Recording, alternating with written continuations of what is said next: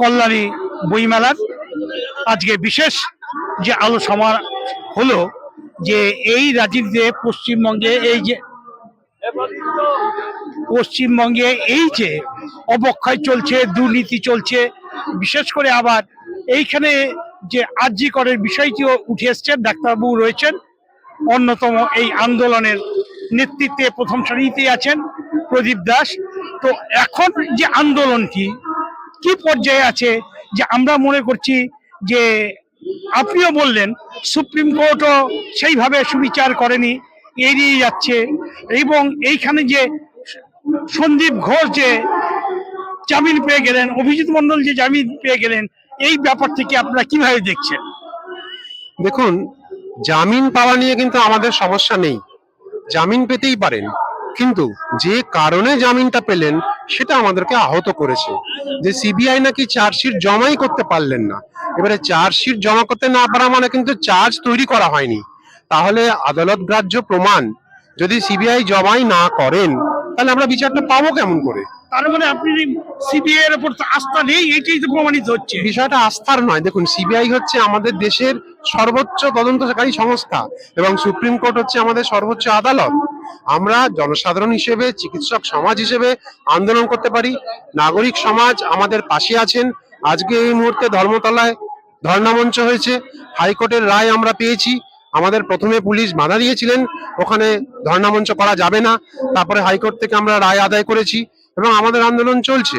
আমাদের বক্তব্য খুব সোজা, যে মেয়েটি মারা গেছেন তার পোস্টমর্টম রিপোর্টে যে ধরনের ক্ষত আছে, আমরা মনে করছি না তা একজন ওই সঞ্জয় রায়ের কাজ। আমরা মনে করছি এর পিছনে অন্য অনেকে আছে এবং সেই তদন্তটা আমরা চাইছি সঠিকভাবে হোক।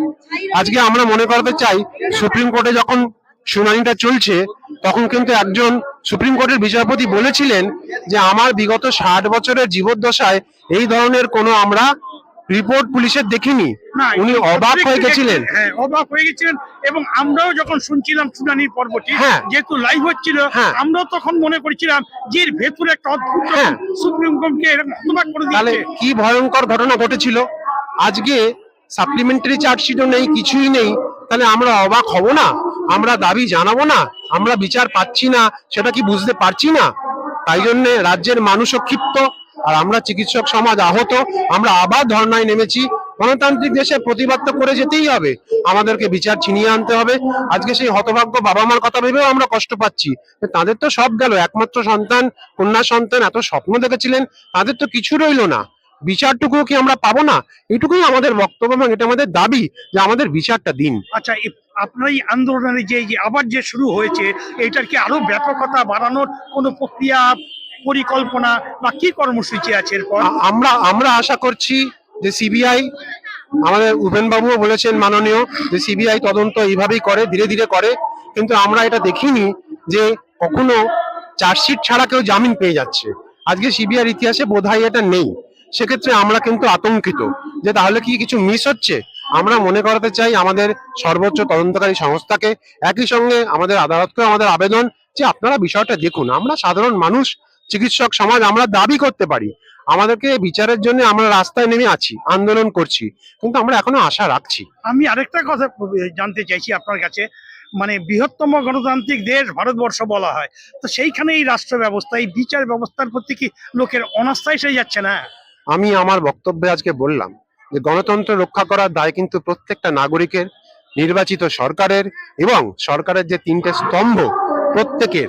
আজকে এত বড় ঘটনা যেটা আজকে আন্তর্জাতিক স্তরে মানুষজন জানে, সেখানে যদি বিচারের এই হাল হয় তাহলে তো চিন্তা হবেই। তো ডাক্তার প্রদীপ দাস, বর্তমান পরিস্থিতি কি অবস্থায় রয়েছে পশ্চিমবঙ্গে এবং এই আরজিকর আন্দোলনের ব্যাপারে আমরা প্রত্যেকেই আগ্রহী। সুতরাং তিনি কি বলতে চাইলেন এবং আন্দোলন কোন পর্যায়ে আছে, রাষ্ট্র ব্যবস্থা কি, সে সম্পর্কে তিনি বললেন। আপনারা দেখতে থাকুন নিউজ হোয়াট আউট, লাইক করুন।